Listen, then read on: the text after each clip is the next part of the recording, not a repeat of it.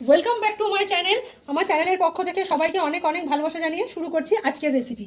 আজকে তৈরি করব আমি চিকেন বিরিয়ানি, একদম রেস্টুরেন্ট স্টাইলের চিকেন বিরিয়ানি, ঘরে থাকা ঘরের উপকরণ দিয়ে। তো সবার প্রথমে এখানে নিয়ে নিয়েছি আমি বিরিয়ানির চাল, সেটাকে ভালো করে পরিষ্কার জলে ধুয়ে ভিজিয়ে দিয়েছি। এটা 2 ঘন্টা মতো ভিজতে সময় নেবে। আর এখানে নিয়ে নিয়েছি চিকেন, সেটা ধুয়ে পরিষ্কার করে নিয়েছি। পেঁয়াজ, আদা, রসুন, টমেটো এই সব একসাথে একটা মিহি পেস্ট করে নেব। আর এখানে বাটিতে নিয়ে নিয়েছি টক দই।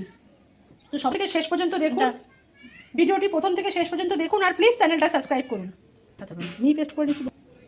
এখানে নিয়ে নিচ্ছি শুকনো লঙ্কা, আদা, রসুন, পেঁয়াজ, টমেটো সবগুলো দিয়ে ভালো করে মিক্সিতে পেস্ট করে নেব। আমি আর আলাদা আলাদা নিচ্ছি না, সব একসাথেই পেস্ট করব। আদা, পেঁয়াজ, রসুন, শুকনো লঙ্কার পেস্ট, টমেটো আর পেঁয়াজের পেস্ট একবারে মিক্সির জারটায় ধরেনি, ছোটো জার বলে দুবারে করলাম। এবার এই টক দইয়ের মধ্যে দিয়ে দেবো অল্প চিনি, দিচ্ছি লবণ। এই লবণ আর চিনি দিয়ে টক দইটাকে এবার ফেটিয়ে নেব। এর মধ্যে দিয়ে দেবো 2 চামচ বিরিয়ানি মশলা, দিয়ে দিচ্ছি জিরের গুঁড়ো,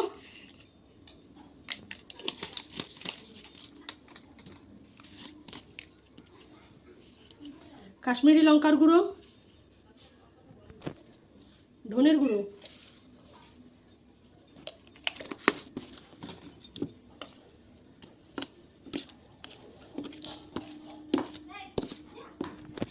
দেখুন দই দিয়ে সমস্ত মশলা কিন্তু খুব ভালোভাবে মিশিয়ে নিয়েছি, নুন চিনি দিয়ে একদম ফেটিয়ে। এবার এটাকেই মাংসের মধ্যে দিয়ে দেবো।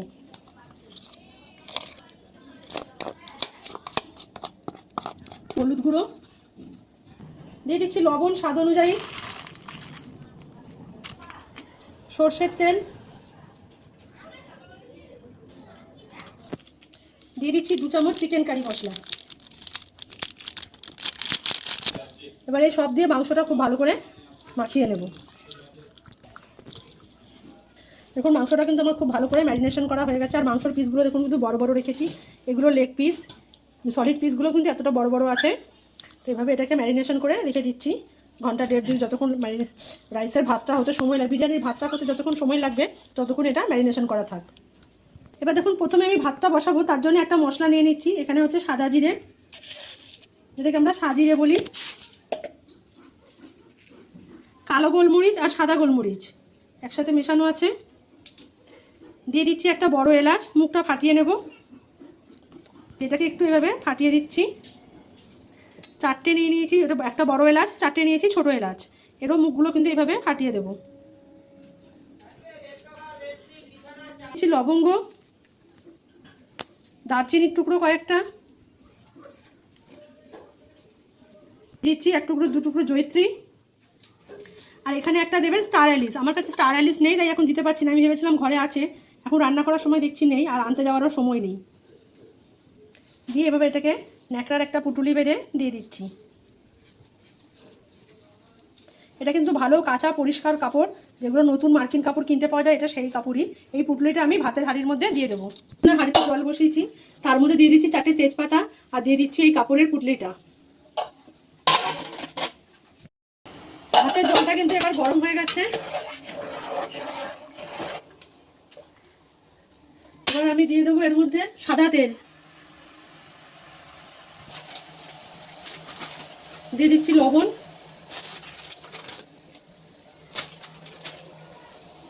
লবণটা দেওয়ার কারণ হচ্ছে ভাতটা যাতে আলু না খেতে না লাগে, আর তেলটা দেওয়ার জন্য কিন্তু ভাতটা কিন্তু একদম ঝরঝরে ছাড়া ছাড়া হবে।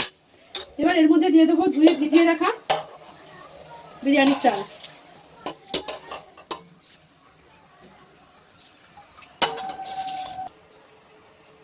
চালটা দেওয়া হয়ে গেছে। এবার এর মধ্যে দিয়ে দেবো আমি পাতিলেবুর রস। এখানে আমার 1 কেজি পরিমাণ চাল আছে, আমি একটা গোটা পাতিলেবুর রস সম্পূর্ণটাই দিয়ে দেবো। পাতিলেবুর রস দেওয়ার কারণে কিন্তু ভাতটা গলে যাবে না। আরও 1 পিস আমি দিয়ে দিচ্ছি। সমস্ত কিছুই দেওয়া হয়ে গেছে। এবার আমি ভাতটাকে একবার ভালোভাবে নেড়ে দিচ্ছি, সেটা ফুটে ওঠার অপেক্ষা। আর এই বিরিয়ানির ভাত করতে কিন্তু জলটা একটু বেশি দেবেন। দেখতে পাচ্ছেন আমি এখানে কিন্তু হাঁড়ি ভর্তি করে জল দিয়েছি। এখানে নিয়ে নিয়েছি আলু। যতক্ষণ ভাত হচ্ছে আলুটা সামান্য একটু আমি ভাপ দিয়ে নেব। এর মধ্যে দিয়ে দেবো হলুদ আর লবণ, দিয়ে একটু এটাকে হাফ বয়েল করে নেব।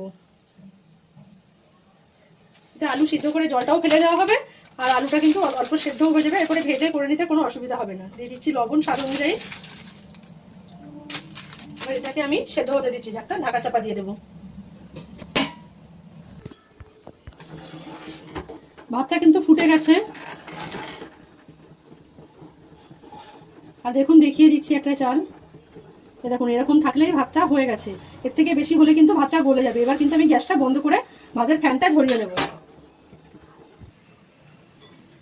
আলুগুলো কিন্তু জলে নুন হলুদ দিয়ে ফুটিয়ে নেওয়া হয়ে গেছে, এটাকে আমি তুলে রাখছি। রেখে দেবেন না, তাহলে কিন্তু বেশি সেদ্ধ হয়ে যাবে।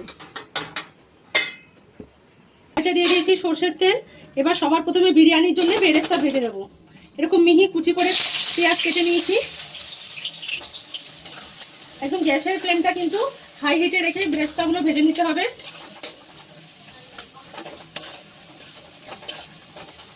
বেরেস্তা ভাজতে সময় লাগবে 10-12 মিনিট মতন। একদম লাল করে বেরেস্তাগুলোকে ভেজে নেব। এখন বেরেস্তাগুলো কিন্তু এই পর্যায়ে আছে, এখনো কিন্তু কিছুটা ভাজতে হবে, আরও একটু লালচে ভাব আসবে, তারপরে এটাকে তুলে নেব। আর এখন কিন্তু এটাকে এইভাবে কন্টিনিউ নেড়ে যেতে হবে। নাড়াটা যদি আমি থামিয়ে দিই তাহলে কিন্তু বেরেস্তাগুলো একদিক পুড়ে যাবে, একদিক কাঁচা থেকে যাবে। এই জন্য এবার এই সময় আসার সময় সবসময় এটাকে নেড়ে যেতে হবে। এবার দেখুন পেঁয়াজটা কিন্তু আমার বেরেস্তা ভেজে নেওয়া হয়ে গেছে। এবার এটাকে কিন্তু আমি তেল থেকে ছেঁকে তুলে নেব। সমস্ত ভাজা পেঁয়াজগুলো তুলে এভাবে থালায় ছড়িয়ে দিয়েছি, ঠান্ডা হলে কিন্তু মুচমুচে হয়ে যাবে। আর কড়াইতে পেঁয়াজ ভাজার যে তেল আছে সেই তেলের মধ্যে আলুগুলো এবার একটু ভেজে নেব। এবার সমস্ত আলুগুলো একটু হালকা করে ভেজে নেব। আলুগুলো ভাজা হয়ে গেছে, এবার তুলে নিচ্ছি। বেশি ভাজবো না, হালকা ভেজেই তুলে নেব। ওই পেঁয়াজ ভাজার তেলে কিন্তু আমি আলু ভেজে তুলে নিয়েছি। এবার এখানে এই তেলটা একটু কমিয়ে নেব। কড়াইতে কিন্তু তেলটা কমিয়ে নিয়েছি। এবার এর মধ্যে দিয়ে দেবো একটু ঘি। 2 চামচ মতো আমি দিয়ে দিলাম ঘি।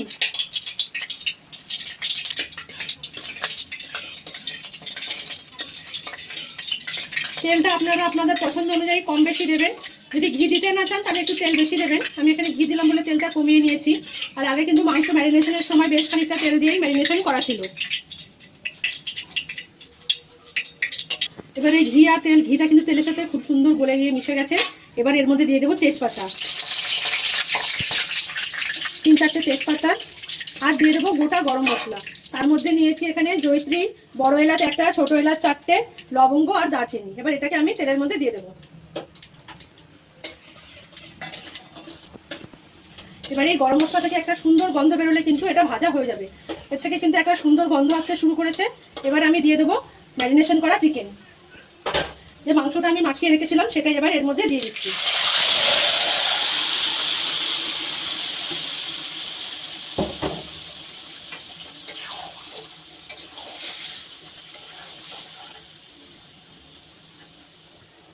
ম্যারিনেশন করা পাত্রটা ধুয়ে একটু জল দিয়ে দিচ্ছি।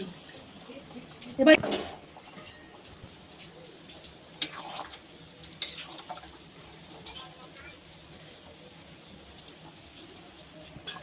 দেখুন চিকেনটা কিন্তু এখানে আমার রেডি হয়ে গেছে। এবারে আমি এর মধ্যে দিয়ে দিচ্ছি ভেজে রাখা আলু। এটা আপনারা না চাইলে নাও দিতে পারেন, কিন্তু আমি একটু মাংসের সাথে আলুটা নেড়ে নেব। কষা তো হয়ে গেছে, একটু মাংসের ঝোলের মধ্যে কষিয়ে নেবো, তাহলে আরো খেতে বেশ, আলুটাও কিন্তু খুব সুন্দর জুসি হবে। আর একটু দিয়ে দেবো ওপর থেকে বেরেস্তা, যে পেঁয়াজের বেরেস্তাটা আমি ভেজে রেখেছিলাম সেটা দিয়ে আর মিনিট 5 এটাকে কষিয়ে নেব।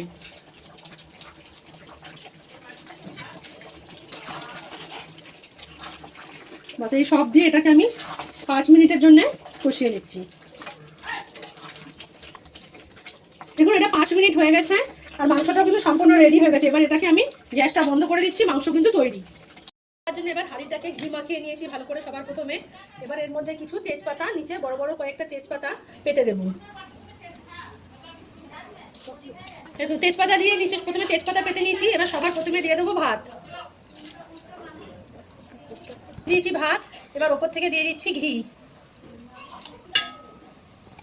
দিচ্ছি অল্প একটু পেঁয়াজের বেরেস্তা, দুধে ভেজানো কেশর, দুধে ভিজিয়ে রেখেছিলাম সেটা এখন দিয়ে দিচ্ছি 2 চামচ মতো।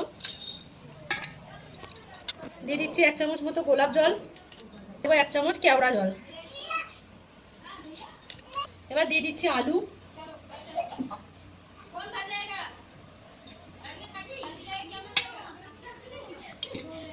নিচের লেয়ারে আমি 4টে আলু দিয়েছি, আর দিয়ে দেবো ডিম। দেখুন ডিমগুলো কিন্তু একটু করে এভাবে চিড়ে নিয়েছি, যাতে বিরিয়ানির ফ্লেভারটাও ডিমের মধ্যে খুব ভালোভাবে চলে আসে।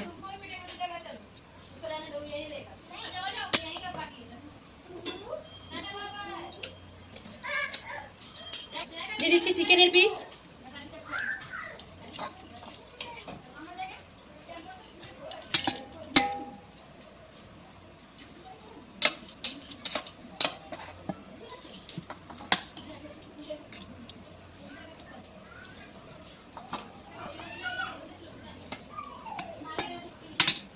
ভাত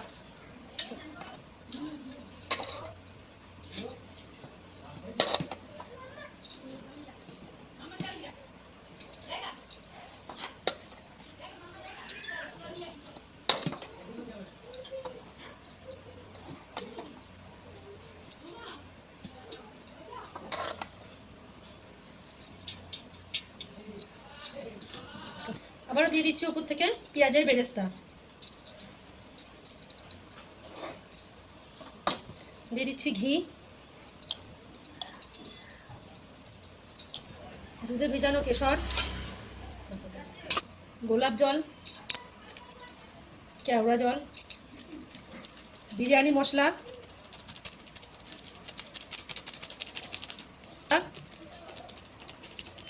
ডিম,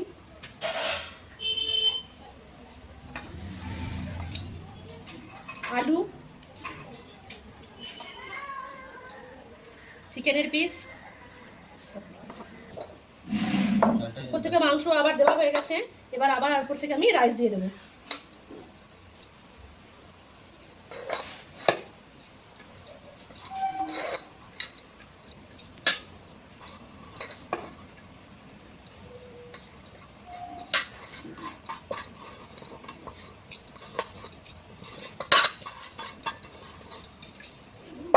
সম্পূর্ণ রাইসটাই দিয়ে দিচ্ছি। এখানে কিন্তু আমার 1 কিলো চালের রাইস ছিল, আর চিকেন ছিল আমার 2 কেজি।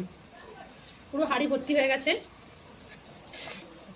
আবারও ওপর থেকে দিয়ে দিচ্ছি অল্প একটু পেঁয়াজ বেরেস্তা।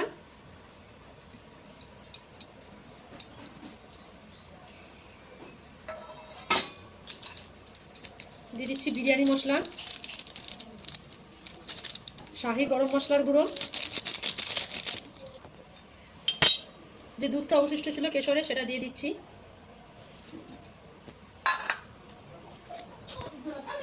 উপর থেকে দিয়ে দিচ্ছি আরো একটু ঘি।